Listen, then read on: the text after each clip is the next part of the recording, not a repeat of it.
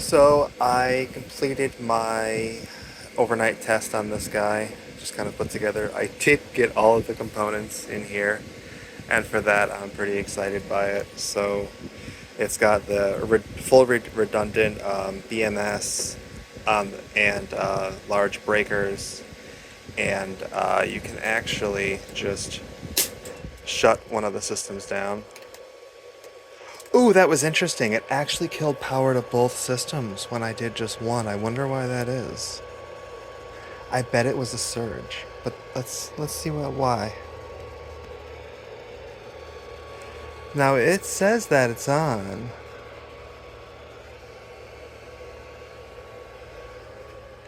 Okay, this inverter is still on. This inverter is connected to that. So this breaker controls that guy right there. So if I turn this guy back on again, it should automatically boot up.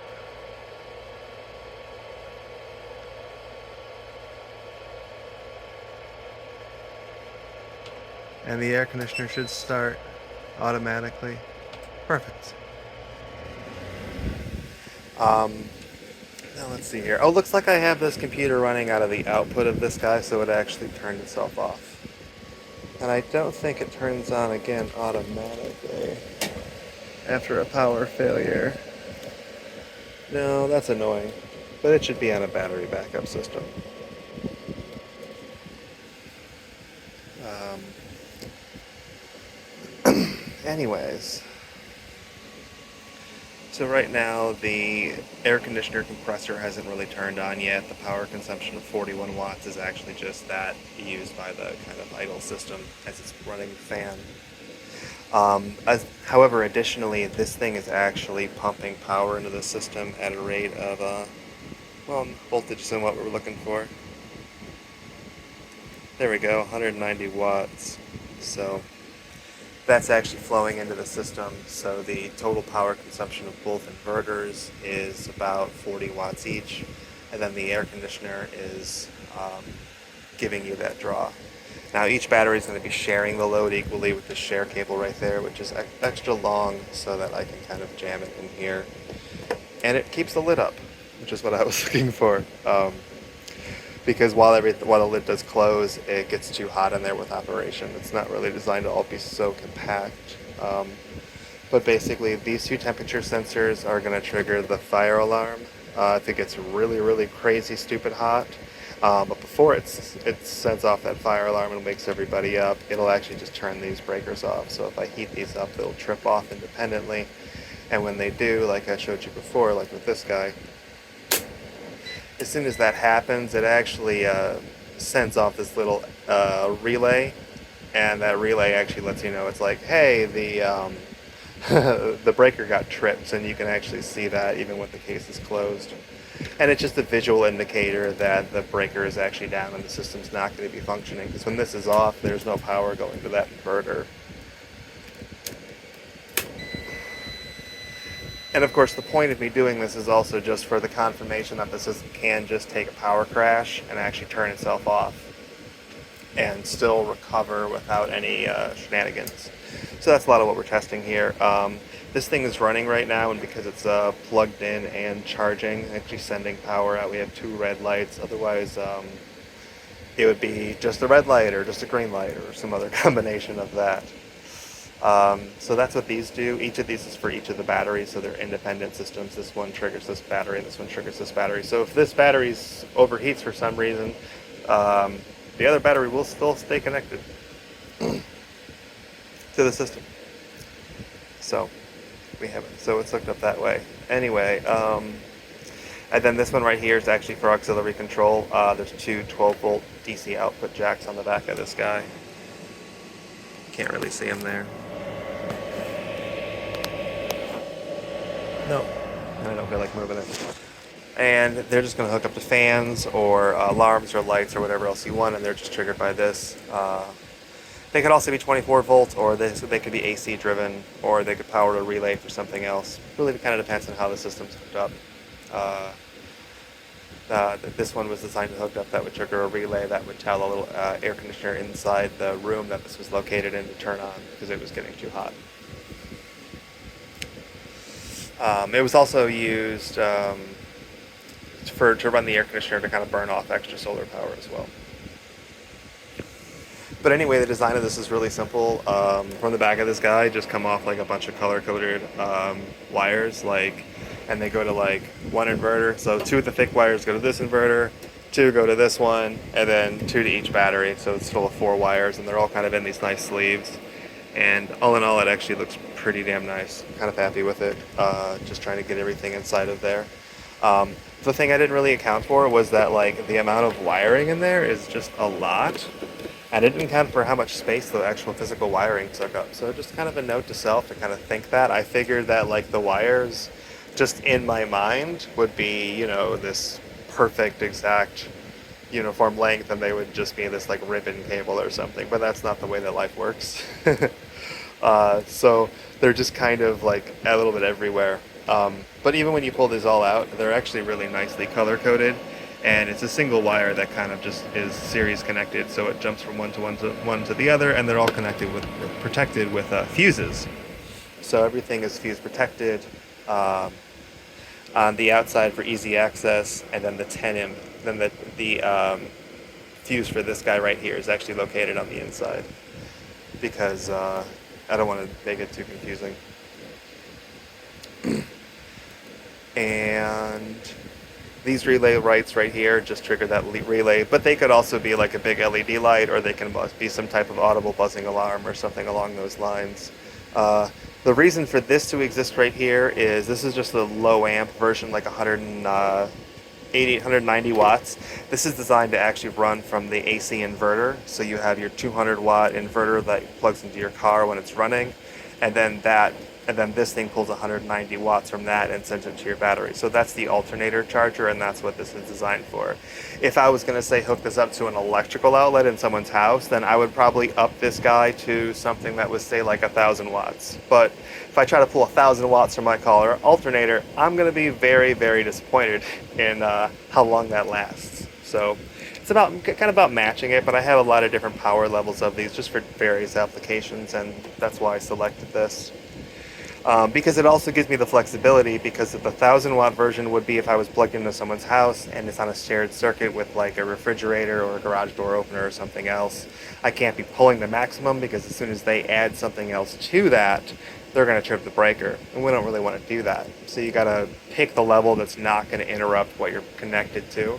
But if you do have your own dedicated circuit, then by all means you can go ahead and get the full power. You can get 1,500 watts out of something like this if you wanted to. And I built that exact thing inside this box before with some control circuitry and a timing circuit, so that it would actually kick on at night and utilize the half-price power for that region. Because otherwise it's really just an electric bike charger or electric motorcycle charger. That's all we're really doing here.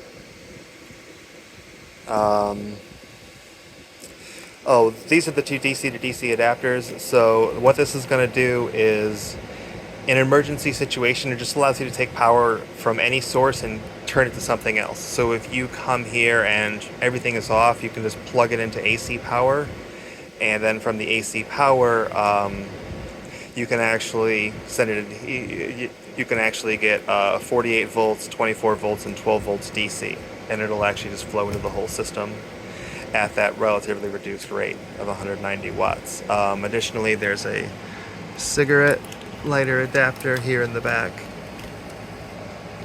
and that's actually for you to hook up a battery to it. So you can hook a battery up to this, so when the whole system goes down, all of these controls will actually stay functioning, and you can simultaneously, if you wanted to be, charge the battery from that, but that's really not what it's for. It's more or less just to keep these control systems running, and in the event that you come back, you can actually just kind of jumpstart that system. So that's one of the advantages of it. The 24 volt DC is mostly just to run these alarms and stuff, and the fire alarm. So now the program should be starting any moment now. Which is not a very speedy system, but it's just designed to log it. While I wait for the system to start, I'm going to go ahead and just unplug this right here. As soon as I do that, you see that this went green and then just completely turned off, indicating that we're not getting power anymore. You also might have seen the power jump up a little bit there in between the two, but really not sure. And now our system is actually turned on. And it's just going to take a second to start analyzing and processing the data. So you see now we are currently measuring one of the batteries right there, and we're pulling about 500 watts. But as you can see over here, we're pulling almost 1,000 watts. So it's that they are equally sharing the current between the two systems.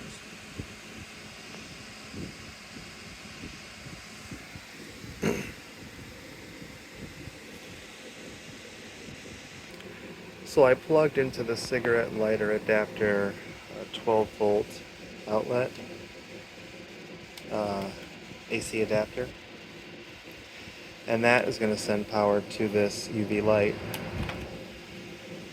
And that allows you to take power from the 48 volt battery and give you 12 volt to power some type of source. This could also be used to recharge a battery or to run some type of inverter. So even if the only thing I really wanted to run was a laptop, I can actually just turn off these big huge inverters, because these pull 40 watts just idling, and the laptop pulls at most 30 watts. So you're much more energy efficient just to turn this thing off and just run your laptop off of this thing directly. And this step down right here allows you to do that really, really easily. Additionally, you can do the opposite. If you were to have a 12 volt battery that you have sitting somewhere, you can actually take that and actually plug this guy into it, and then send the output of this into this guy, and then that will actually take power from your 12 volt battery and put it into the 48 volt battery. So you have that bi-directional power, and that's what allows you to kind of charge the system here in a very flexible way. So if you were ever worried about coming back to having the system just off for whatever reason, you would have that little 12 volt battery system. You'd be able to just jump it. You could also just jump it from your car. So that's kind of why everything goes together in this little package here.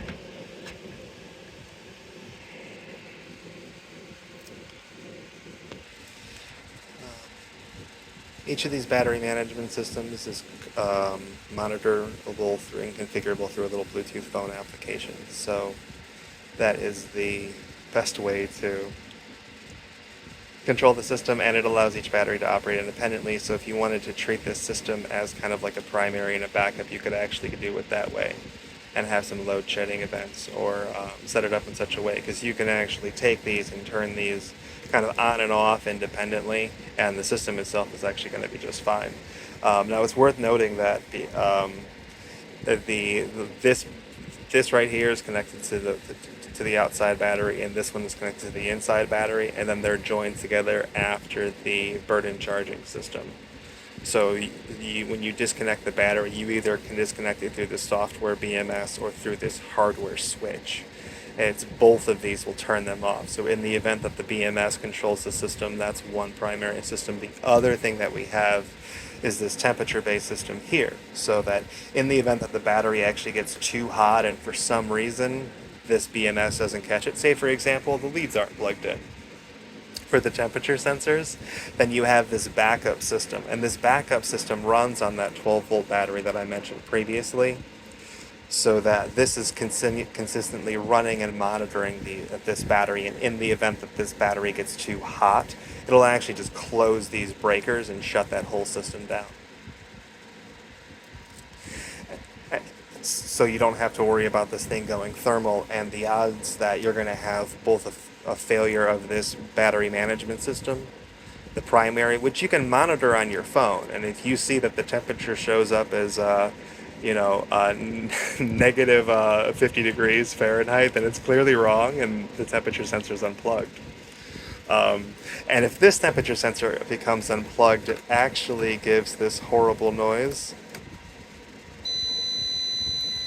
So you get an audible warning with this one in the event that it's not reading an adequate temperature. So